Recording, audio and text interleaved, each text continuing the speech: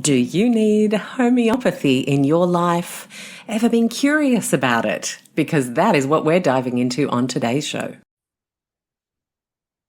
Hey, Eugenie, how are you? I'm so good, Alex. It's so cool to be here with you. I'm so glad to get to have this chat today. I know, me too. And I mean, homeopathy is something we've had the gorgeous Julia on the show before, and she's divine. And I've been on your show, and I thought, let's do another one because chronic illness is something that energetics and homeopathy are so wonderful for, yet quite misunderstood. And a lot of people who are chronically unwell, it often starts with an acute phase of realizations, tons of symptoms that you did not have before, and that can make you panic, which brings in the nervous system. So, of course, thinking about the energy of things is going to be a really useful thing to bring in, but we often end up on hardcore protocols, big name medications, big lists of supplements. And I'm not saying there isn't a place for that, but homeopathy often, I find, like provides this fill in the gaps, go under the radar stealth approach that I think a lot of people would like to understand better. So my first question to you is, how do you describe homeopathy 101 to someone who has heard of it a ton of times but thinks, oh, yeah, that's that placebo stuff, or oh, yeah, that's that stuff like the hippy dippy stuff that even naturopaths say like doesn't really do much? Or like, how do you say it to the person who's curious and the slightly skeptical? Because I reckon you could be saying the same thing to both. Absolutely. And the funny thing is that homeopathy's actually been around since the late 1700s. So it's been around Mm, for over 200 years. And, King Charles has used homeopathy his whole life. His mum used homeopathy. King Charles is actually the patron of one of the homeopathic societies. His mum was the patron of one of the British homeopathic societies. So it's been around. It's not, it's been around for such a long time, but it is very misunderstood. So homeopathy is a form of energy medicine, and it's based on the principle of like cures like. So homeo means similar and pathy means suffering. And basically, if you kind of understand that part, then you understand homeopathy. So it means that something that can cause a symptom in a healthy person can cure that same symptom in a sick person. And mm. Alex, I know that you're a great chef. So I want you to tell me what happens when you chop an onion. When I chop an onion, not much actually. My eyes don't water. So You I'm don't, probably a oh, no, really okay, bad this is a person really for bad this one. example. It does Okay. happen to my son though. He cries and he can't handle it. Okay, excellent. So, if somebody was to come and see me and they had symptoms of hay fever or a cold, and one of their main symptoms was that their eyes are really watering excessively, I might give them the remedy Allium cepa, which is made from the onion. So, something Mm. that can cause a symptom in a healthy person, you chop an onion, it makes your eyes water. When we make a homeopathic remedy out of it, it will cure that symptom in a sick person. And I don't think you're a big coffee drinker either. So you're probably not a good one for this example either. But most people, when they drink a lot of coffee, will get really jittery and really anxious, and they'll have insomnia. But we have the homeopathic remedy coffea, which is made from coffee. And if a client was to come and see me with symptoms of anxiety and insomnia, and feeling really jittery, I will give them the remedy made from coffee, and it will calm those symptoms down. And I can give Wow. you many more examples of that. But if you get that, then you get Mm. homeopathy. So we Yeah. try to find the substance that match the substance in nature that matches your symptoms. It's kind of, there's more stuff coming out these days about frequency medicine, energy medicine. When you have those two waves meeting each other, they balance each other out. So when you're matching the right remedy with the energy of your symptoms, it cancels each other out and your symptoms go away.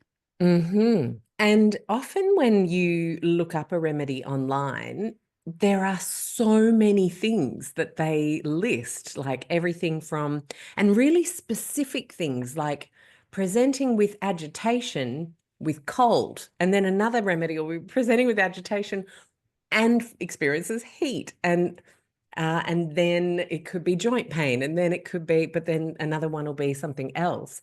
And you find like stacks and stacks of both characteristics and physical symptoms.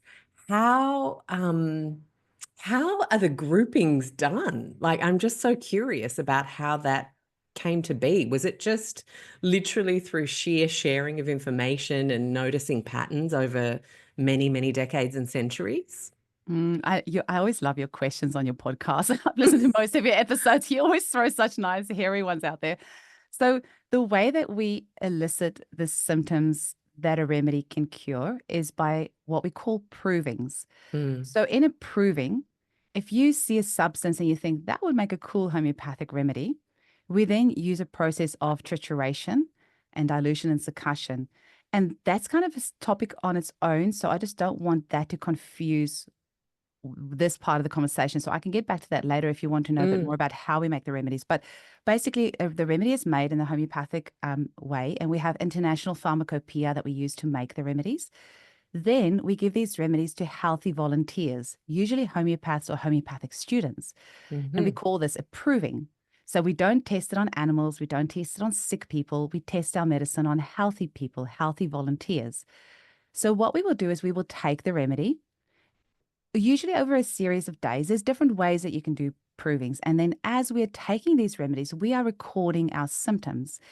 And sometimes you can experience symptoms from the remedy as a prover for hours, days, weeks, or even months. mhm, So, for example, if I'm taking a remedy and it's usually done blind, so we usually don't know what we're taking, and sometimes it's double blind. So sometimes the proving organizer won't know either. They will just be given a remedy from a homeopathic pharmacy and say, "I want you guys to prove this for me." So nobody will know what they're taking. And we record it in journals all our symptoms. So if I know that I always have a 28-day menstrual cycle and suddenly my cycle goes to 24 days or to 30 days, or suddenly I'm getting a rash on my left arm and I'm not a person that gets rashes, or suddenly I get a cold sore and I'm not somebody that ever gets cold sores. These are symptoms that are not native to me, they are native to the remedy. So I am recording all these symptoms, and then us as a group get together after a specified period of time and we all collate our symptoms. And so, for example, suddenly I find I'm more irritable than normal, or I find I'm more happier than normal, or I'm more sad, or I'm feeling quite depressed. We record all of those mental, emotional, and physical symptoms. We bring them all together, we collate them. And then in the group, we see which symptoms were the strongest. So if you had 20 provers and 18 of them had a shortened menstrual cycle, then you're going to know that this remedy has a strong affinity for the menstrual cycle. Or, like, I'm just thinking of mm. the proving we did in And college. It was, so with the proving there, would that then work for people who have long cycles that you want to yeah. shorten? Yes, exactly, Mm, exactly. So yeah, and we've done so many different provings. One of the most interesting provings that I've done is did not know what the substance was. We were doing it online, and we were posted the substance from the UK, and various homeopaths from around the world did this. So we did what's called a meditative proving. So we got together on Zoom from around the world, took the remedy, and then went into a meditative state, and then we recorded what we felt. And within minutes of taking this remedy, I just saw blank in front of me and I saw myself standing there. And it was kind of like that scene in The Matrix where Nemo's like mm, all by himself. Everything was blank. I knew there had been a catastrophe. The world had come to an end or something had happened and I was the only person left and I didn't know what had happened and I had no idea what was going on. And then after that, we found out the remedy was made from the leaves of the survivor tree. So there were two homeopaths that went to New York, went to the memorial of 9/11, got two leaves of the tree and made a remedy from it. We got given that. Then what happened a couple of months later is I had a teenage girl in the clinic and her parents were divorced. And she said that their fighting really affects her. And I said to her, just tune into your body and just let me know what does that feel like when your parents are fighting? What does it feel like to you? And she said, I just see everything is blank and I just see myself sitting there with my knees pulled up and everything is blank and I don't know what's going on around me. And of course I gave her the remedy made from survivor tree, but this is to give you like a little bit of an insight. Like homeopathy is all energy. We're just trying to we have everything we need in nature to heal us. We just need to kind of understand the different substances and how we can then match that to the symptoms. So I hope that's answered your question, but it's very or interesting answer, maybe giving and you it more questions. it definitely gives me more questions. And while I totally agree we have everything we need to heal in nature, There is also the crisis element, which I do believe modern medicine, especially surgical techniques, let's say, especially that kind of medicine has just been incredible for helping save lives that would otherwise have been lost, like me with an emergency C-section. I am always very grateful for medicine in that sense. Um, and and so a lot of people might be using conventional treatments for, say, cancer right now, or be on blood pressure medications because their blood pressure was sky high. Can homeopathy be used in tandem with quite intense and modern techniques as a complement? Yeah, you're so good, Alex. Honestly, I love these questions because this is what people are wondering. They think maybe Mm. it's one or the other. Homeopathy works beautiful alongside conventional medicine, and in India, it is used all the time because they actually have hospitals where homeopathy is used with conventional medicine. So it's the best of both worlds. So does Germany. Yeah. Yeah, exactly. Um, and a lot of Europe, Brazil, South Africa as well. These are used alongside. Um, and what I often do in clinic is I will give the remedy made from the drug itself alongside the drug. So, say I have a client on statins and they are having severe side effects from it. I will give them the remedy that's made from statins and I'll get them to take it at the same time as the medication. And the beautiful thing is they will have the better benefit of the pharmaceutical medication without the side effect. Hmm. So we do that for, all sorts of medical procedures. We will use the homeopathic remedy alongside.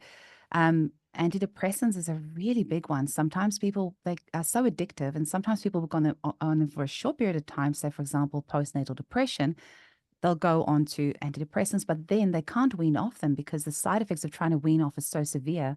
So we can use homeopathy alongside. That strengthens their vital force using the remedy made from the antidepressants with their drug. And then Mm. with their doctor's guidance, using the homeopathic remedy, they can come off the medication much easier and without the brain zaps and all the other horrible side effects that often happen. So the two go hand in hand. And my dream before I die, I want to see homeopathy in Australia going hand in hand with pharmaceuticals. And I agree. I was in hospital 3 years ago having my appendix out, and I would have died if it wasn't for modern medicine. But the lady next to me in the gastro ward was literally on 20 different drugs. And every morning the pharmacist would come around, read out all her drugs. And the one drug is for the side effect of the other drug. And as I Yeah. was lying there, Alex, I saw a vision of a homeopath walking through the hospital ward with the pharmacist and giving remedies for the side effects instead of more drugs because your liver Mm. still has to process all that drugs. And now you're putting more pressure on the body, making it harder to heal. And so I just wish we can get to this place where the two go hand in hand because they work beautifully together. Gosh, yes, wouldn't that be a great day? I want to talk about chronic and environmental illnesses because from what you were talking about in terms of remedies just then, that's really interesting to me because we can make of the toxins in the environment the remedies that people need to combat those toxins in the environment at the energetic level. Am I right in saying it that way? 100%. Yeah, we call it tautopathy or isopathy. So tautopathy is when you're actually giving the remedy made from the drug, and isopathy is when you're using the substance. For example, if you have mold illness, you can use the remedy made from mold. And this is something that, thanks to your podcast, I've delved a lot more in, and I've done your mold festival. And next, I'm going to do Dr. Sandeep Gupta's course. And because Mm. a lot of people with SIRS, specifically related to mold illness, they can't take cholestyramine or a lot of those drugs because Oh, they I are was just terrible on that. they're too Yes. sensitive to it. Mm. And then you give them a homeopathic remedy made from the mold itself, and then their body detoxes beautifully. So I think when you are dealing with severe chronic illness of people that have severe chronic fatigue, they have severe pains, and their vital force, their Mm. innate healing ability is so low that if you put any further pressure on it with a drug, their body cannot process that. It's too much for them. Yeah. So then when you do that in homeopathic medicine, which is vibrational energy medicine, their body beautifully responds to that. Now, some people, their vital force is so low that if you give them a homeopathic remedy, that can stir things up as well. but we have ways to work around that. So we can put your homeopathic remedy in water, stir it, and then take 1 teaspoon of that water, and then you won't have any sort of like, we call it aggravations, but it's really just like a healing response. Because if you're taking a homeopathic remedy and suddenly there's lots of snot coming out everywhere, you're sweating, there's, your bowel motions are going, that's your body's detoxing. It's Mm, trying to create balance. So getting symptoms from a remedy in that way is a good thing because we want to see your body eliminating. And the way it's eliminating is through your bowels, your menstrual blood, your mucous membranes, your sweat glands. So we want that response, but we want it also to be comfortable for the client. So if you're giving them a remedy, say from mold, and suddenly their body goes, yay, I can detox, and things are too intense, then we can find ways to make it gentler for you with what we call water dosing. wow, water dosing. Okay. Yeah, it just brings on a whole new meaning to microdosing, doesn't it? Well, do you know, I am Mm, excited because microdosing is starting to really gain popularity. And mm. so all the homeopaths in the world are like going, yes, you guys have almost got it. You've Yeah, almost we've got been it. talking about You've this got for the a long microdosing. time. Now take it Mm, a little bit further and dilute and succuss it. And then you're on the right track. mm. And so much safer as well. How much safer. Yeah, So, totally. can I ask then, seeing as you brought it up, are there homeopathic remedies in the hallucinogenic category? Of Absolutely. There's course some of there our are. Yeah. best remedies. Some of our Mm, best. The remedy opium is mm, incredible for constipation. And it's also a really good remedy that's good for fright and shock. So we will often give it if there's been a very traumatic birth. We might give the remedy opium for the baby and the mum. And especially if the mum says, I felt like I left my body because I was in so much pain and so much shock.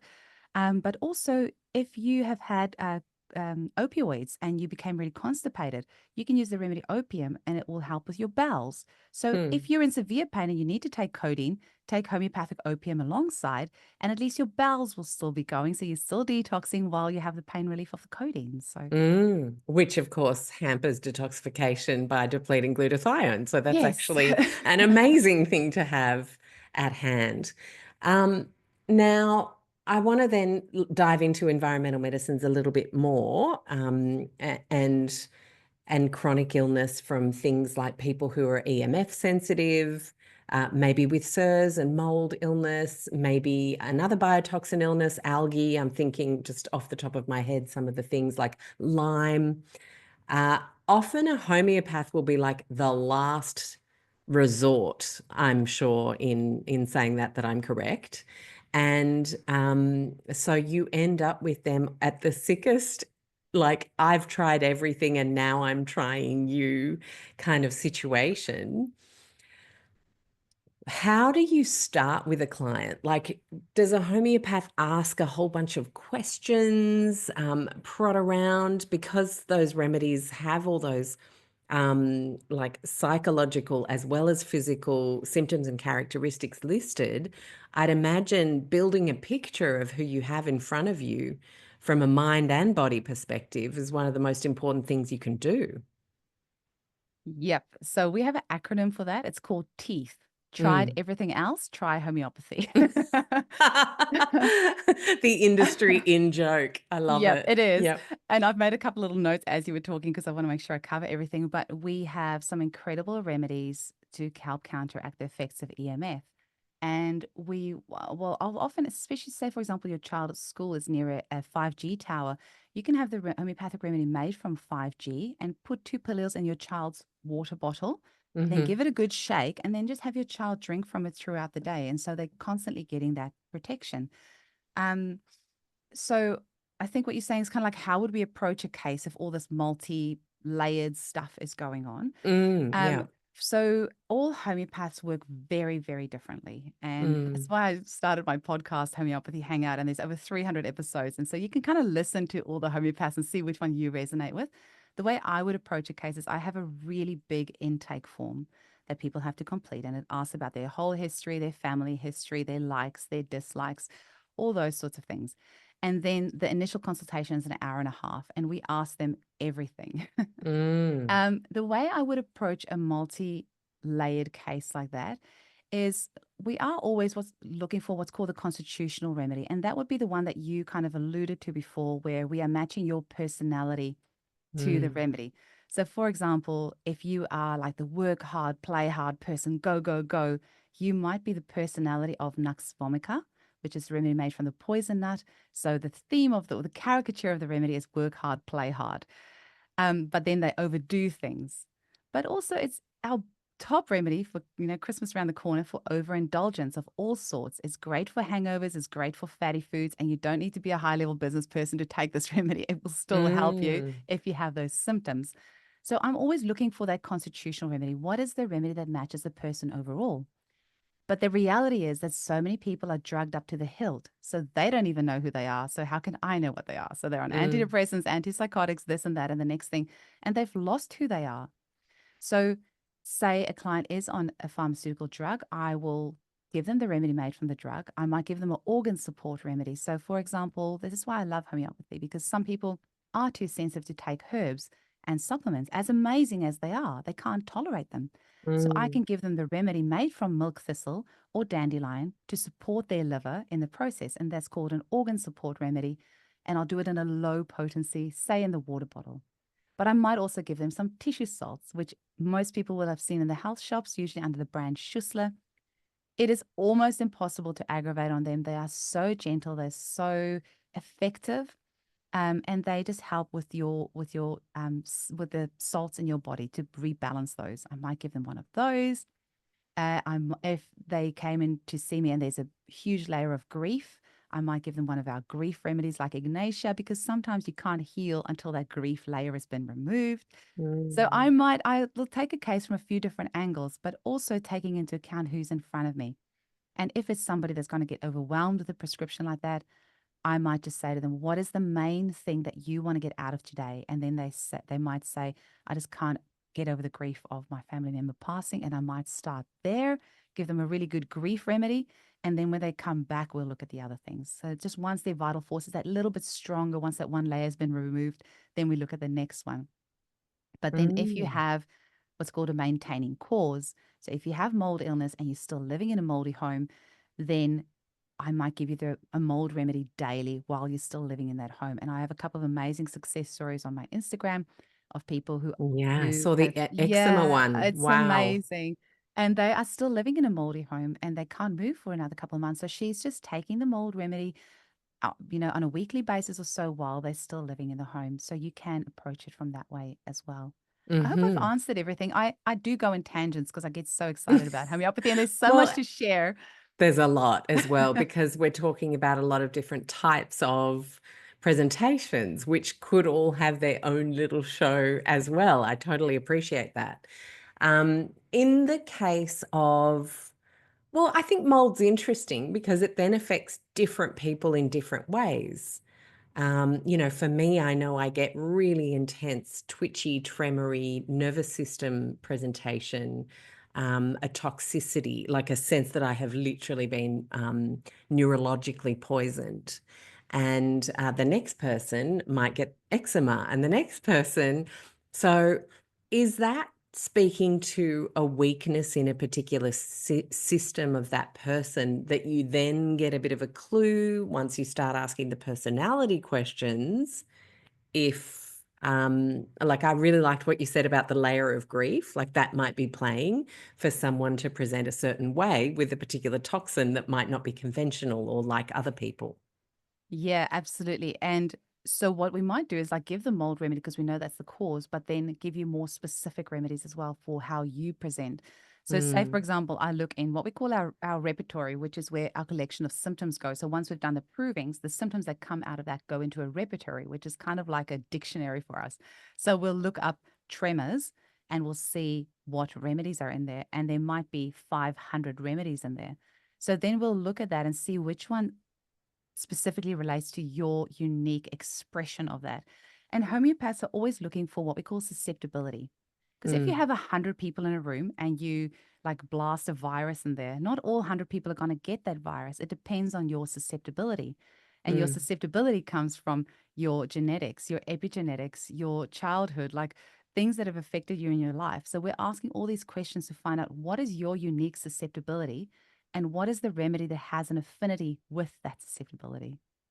So we're trying to Mm. heal it from that aspect. And this is also the beautiful thing about homeopathy, is that even though it does all present differently, we can give that mold remedy and it is going to help them to some degree, but you are always looking for that specific remedy that matches your symptoms. And so sometimes homeopathy can feel overwhelming because apparently we have over 8,000 different remedies. Nobody, Mm. I think That everyone's can lost feel count. overwhelming. Yes. And we have them in different potencies that go up to Mm. 1 million. So it's a double-edged sword, because the great thing is if pharmaceutical medicine has not been able to help you, homeopathy can very likely help you, because we have Mm. over 8,000 medicines in potencies of up to 1 million. So we never, ever, ever run out of options, which is great. So I sometimes feel really sad for the medical profession, because I would hate to be in a job where I only get to talk to somebody for 10 minutes Yeah. and then I only have a steroid, an antibiotic, or a statin or whatever to help them. So I maybe have like 10 tools and I've Not got many 10 tools in the minutes. kit. I Yeah. can't help them. I would be so sad that I have to send you out again after 10 minutes and I can only give you one of these things. Whereas if a client comes to see me, I sit with them for that hour and a half and I have so many tools at my disposal that I can never run out of options. So I've never said to somebody, I can't help you. There's always something that we can do. Mm. Oh, gosh, it's so fascinating. It just keeps then bringing me a whole bunch more questions. So, unique susceptibility, I think, is interesting. And you've mentioned grief already. What are some other things that come up? So, someone thinks they've come to you because they live near an EMF tower, let's just say. But as you chat for that hour and a half, you uncover a unique susceptibility that actually, if we address that, maybe you're not so susceptible to that EMF tower anymore. Are you sure you're not an undercover homeopath? Because you're the way that you're understanding all this is just really blowing my mind. No, Uh, it's just I have interviewed over 400 practitioners, so they're so you like get it. I get things pretty quickly, and I think energetics is something I've studied and been very curious about for a while Mm. now. I think Bicom is very interesting to me, homeopathy, and so and as someone who has had susceptibilities, but recognized in my own journey, it's often not the thing, it's the things that lay sort of It's the always groundwork for you to then be tipped over by whatever thing. the amount of people that have come in for me to treat their warts, and it's turned out to be a case of abuse or Mm. some sort of other thing. So we have a few little terms in homeopathy. One of them is never well since. Um, you can have a never well since many different things. So never well since Oh, of wow. fright. Hold on. Okay. Never well since. Yes. That is Those so important to just slow right down and have everybody ask themselves if they are feeling chronically unwell about something that's been bothering them for a long time. When were you well before this all happened? Like, when was the never well since moment? it's Timelining is crucial, right? literally the first question a homeopath will ask you is you'll Mm, walk in, you'll say you have this problem, and then they will ask, when did this start? So we're mm, always looking for what we call the etiology. So I had, they might say, I had glandular fever and I've been never well since then. I had my boyfriend left me and I've been never well since then. But they might not know that. So, when it's you living that experience, it's really hard to kind of flesh it all out. But that's where homeopaths are great, because we think differently. And we're mm, always trying to make little connections of this person was a certain way. When did that stop being that way? What mm, happened? Were you living in a moldy home? Did you have a fright or a shock? Did you have a disease and you've never quite recovered from that? Was there an embarrassment? We have in our repertory, we have ailments from shame, ailments from mortification.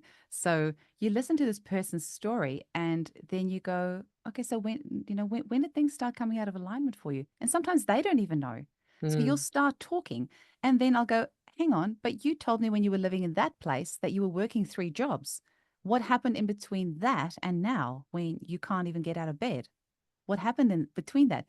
mm. When were you working 3 jobs? When did you stop working 3 jobs? And what happened in between? Yeah. So that's what we're always looking for. Maybe it was the working 3 jobs by the sounds of Maybe it things. was the working Geez. three. But Mm. maybe your vital force was strong enough that you could do that.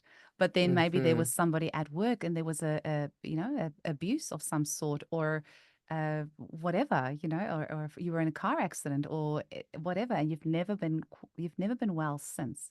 And it's the most beautiful thing in clinic when you see the penny drop for a client, when you ask a question and they go, "Oh, it's so gratifying when you see that and you see that you've helped that person, because we are just the catalysts. Mm. So you come and you tell us a story, we just give you a homeopathic remedy, and so much of the healing is in the talking, because Yeah. of the way that we question you and the way that we help you put the pieces together. So with homeopathy, we're always trying to put the power back in your hands. Mm. Yeah, put you in Yeah. charge of healing. So, in that never well since, for a lot of people, that's since COVID or Yes. since the COVID V, let's say, or since being bitten by the tick. So Yes. these things that seemingly change our trajectory. How do we then unpack that in a consult in terms of then deciding on a remedy? Do you still go further back to see what meant that that was a straw that broke the camel's back moment for you? Well, the what we will often do is look at the most recent, and there's Mm, this thing called Hering's Law of Cure, and it states that the body will heal from the inside out, so from the most vital organs out to the skin, and from the mm, top down, and from the most recent complaint to the oldest complaint. So hmm, we are of the body is very smart, and if you have an eczema, it doesn't care about healing your eczema if you have depression. So if you give a remedy to the client, the first thing they're going to notice is that they feel better, and then they come back to you and they're annoyed their eczema's not gone. But then you're going to them, but you're not wanting to kill yourself anymore. You're actually in a really good mm, place. And they go, oh, yeah. But they want their eczema gone. So, but the body yeah. has got its own priorities of how it wants to heal. So I think it's I would like to talk about Lyme because that is another one that a lot of people find they really struggle with and they find can really kick them over and over again. They think they've got over it, then something will happen. And this is a classic example of stress then reigniting, or you get a virus of some other kind, and because you're low, Lyme infections can then rear their ugly head again. And I had a wonderful herbalist, Dr. Bill Rawls, on the show to talk about that a couple of years ago. Fascinating. But I did want to ask about the homeopathy options for Lyme, because that's another one that a lot of people find themselves in a cycle of, will I ever get better? Mm.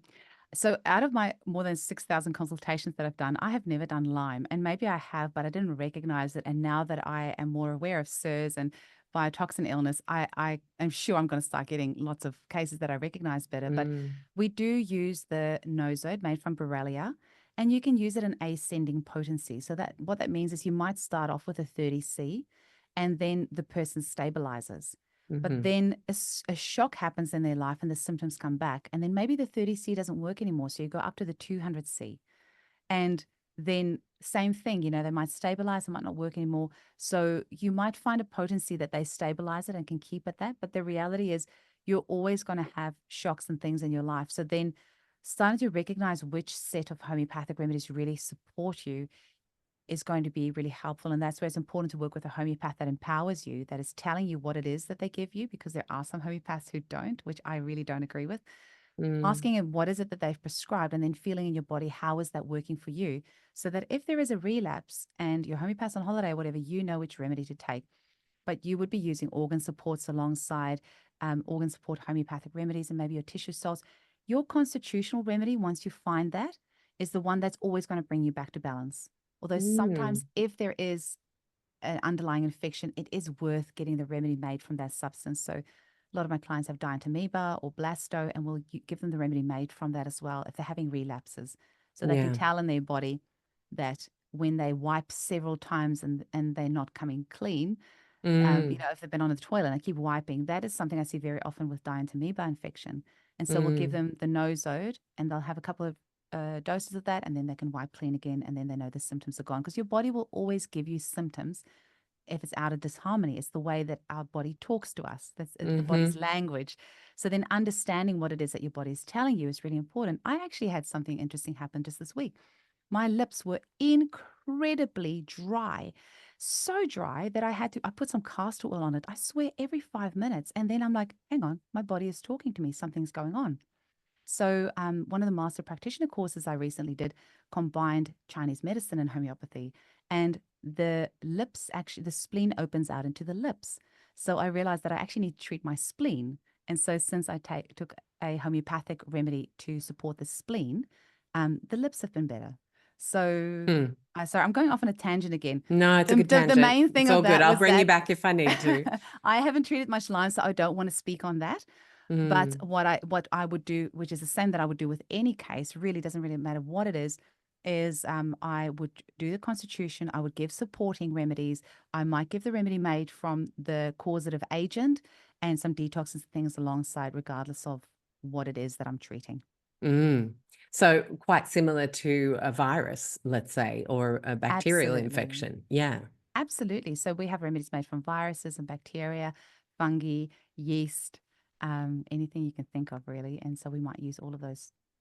Yeah. And can we talk about the different strengths and what makes you choose a particular strength? And if someone wanted to dabble in homeopathy themselves and like try a couple of things off the internet, and you have those cute little kits, for example, um, what are we best venturing out into? And I know that's a two-part question. So let's start with the strengths and why the different strengths.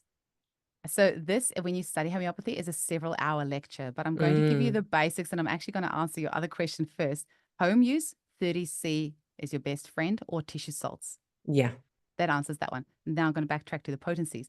So you will see the name of the remedy on the bottle, and the name is the substance in Latin. So say if you Mm-hmm. see arnica, it's the Latin name for Arnica montana, which is the little mountain flower. Then you will see the potency, a number and a letter next to it. So it might say 30C. C stands for centesimal, which is 100. It means that we start off with 1 drop of mother tincture and 99 drops of water, and then we succuss it and dilute it 30 times to get to a 30C.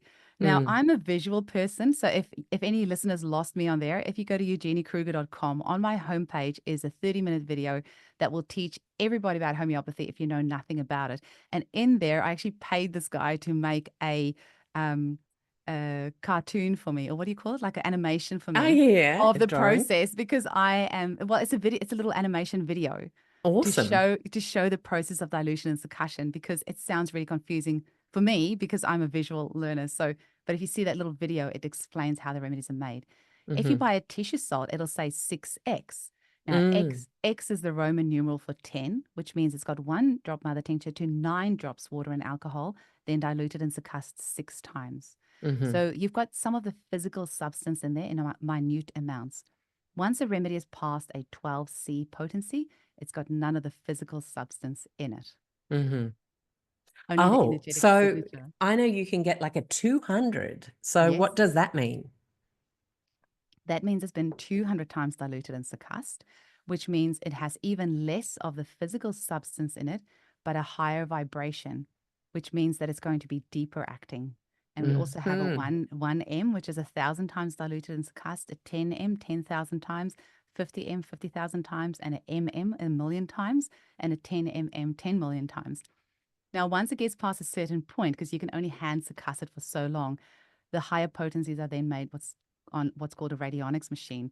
And I don't even want to answer questions about that because that is a whole other story. And I think your listeners, Yeah, we're going to be losing them. we But are. But that blows my mind. So lower dilution of the physical thing, or in fact, no inclusion of the physical thing, and yet more energetically powerful and sort of almost going into the practitioner only category.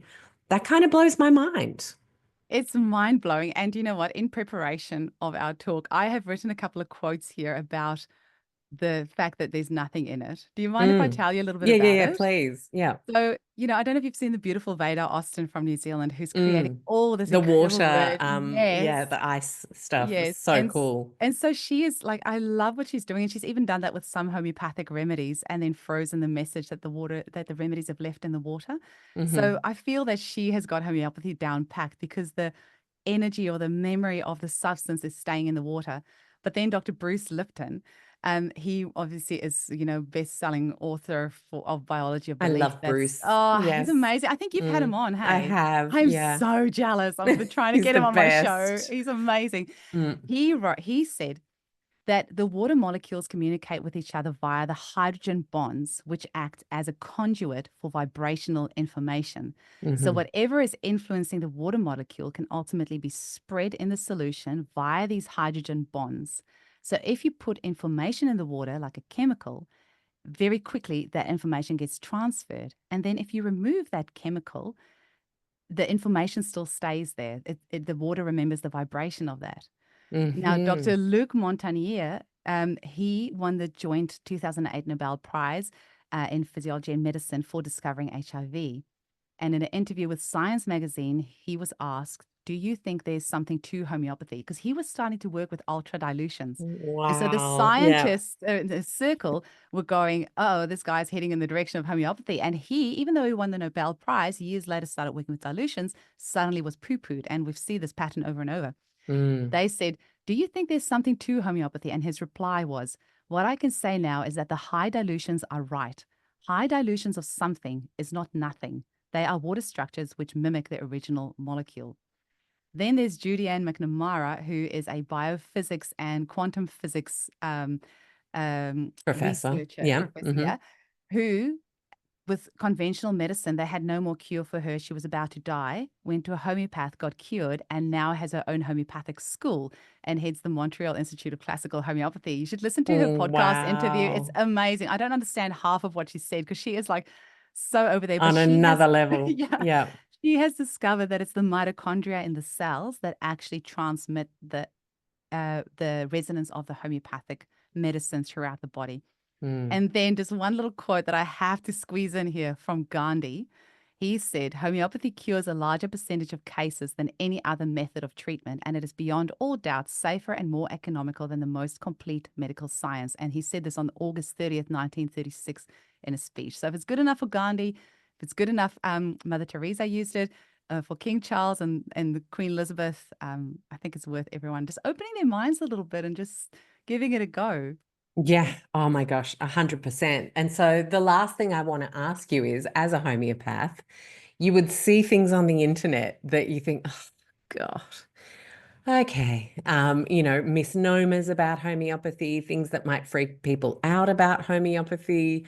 What are a couple of things that are often said about it online in terms of how you need to do it or use it, or um, why to avoid it, or how it could be dangerous, that you wish people would just chill about and know that that wasn't actually such a big deal in the reality, having, had over 6,000 consultations? I think you might know a thing or two. I'm so grateful to you for asking that because Mm, it is very interesting. It is the safest medicine on the planet. We in our Facebook group several times a week get messages from panicked mums saying, my child has just eaten my entire homeopathic first aid kit. And we're like, hmm. it's fine. It's fine. They will be completely fine. So you often get homeopath. So when we get classically trained, which is what I was trained, you get taught, don't eat or drink half an hour either side of taking a remedy. Mm, And what was happening practically in clinic is that when I started giving that advice as a new graduate, is that people would forget to take their remedies. And you know what? Homeopathy doesn't work if you don't take it. mm, So then I started loosening things up and I'm like, oh, I'm going to step outside the norm here and tell my clients they can take their remedy after they've eaten. And so I tell them, eat your food, have some water to clean your palate, have your remedy, and you can eat 5 minutes later. They started doing it and it worked. And I'm like, oh, I wonder what else. Because we also get taught not to use essential oils with homeopathic remedies, not to drink coffee when you have homeopathic remedies, store it away from peppermint, all these things. We get told they get affected by heat. And I am somebody that likes to test things out. And hmm. I have done all of that, and the remedies have still worked. And my clients have done all of that, and it's still worked. And a couple of summers ago, we were here in Perth. So obviously, we get really hot summers.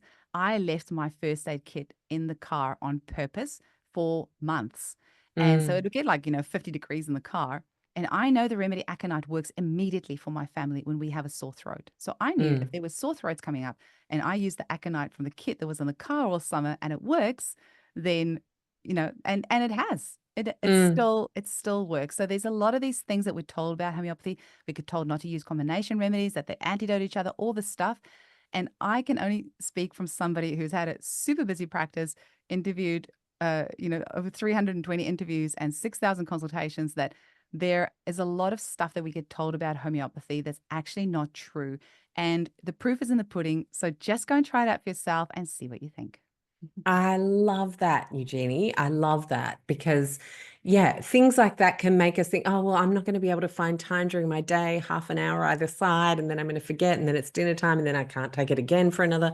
Forget about it. Just try it. Absolutely. Great message. So good. Thank you so much for joining us. I feel like this is definitely going to be a part two some point next year. And I know that we have things underneath this particular video that we can lead to your website. I love your kits. I think they're such a great idea to empower people to use it in their own lives without having to have a big issue, but just having a little, a sore throat or a runny nose one day, or, those kinds of things that you don't need to rush off and see a practitioner for. You've done such a great job to empower people to bring homeopathy into their lives. So thank you so much. Oh, it's such a pleasure, Alex. I just really love and value and appreciate everything that you do as well to empower people with knowledge. And yeah, thank you so much.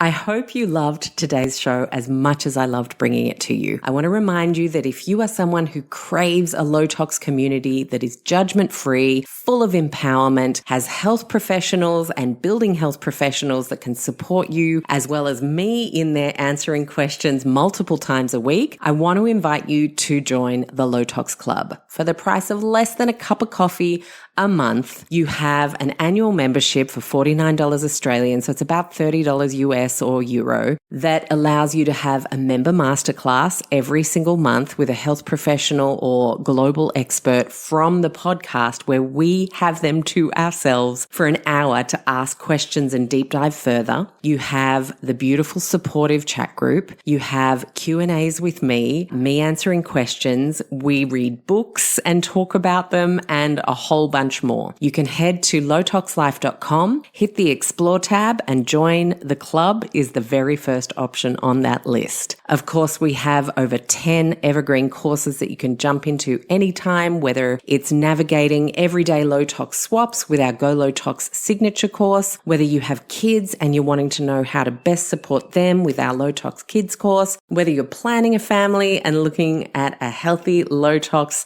preconception journey, reducing inflammation, especially the chronic kind, with our Inflammation Ninja course, many other courses. You can again head to lowtoxlife.com, hit the courses tab, and you'll see all of the options, which includes a business course, my Low Tox Method program.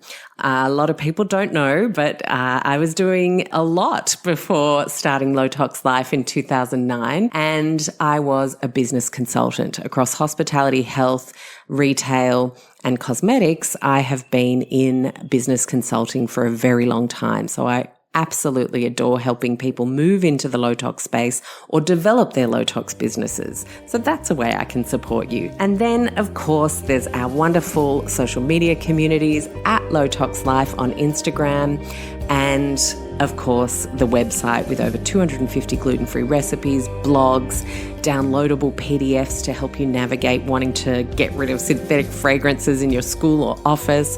I could go on. So head to lowtoxlife.com, see what takes your interest or fancy, and thank you so much for being a part of our podcast community. I love reading your reviews. I appreciate every follow and subscribe, and I want to just remind you to finish off that if there's anything you heard that you found interesting from a medical or scientific perspective, it is intended as education only. Please always chat to a health professional who knows you and your situation best. I'll see you next week. Bye.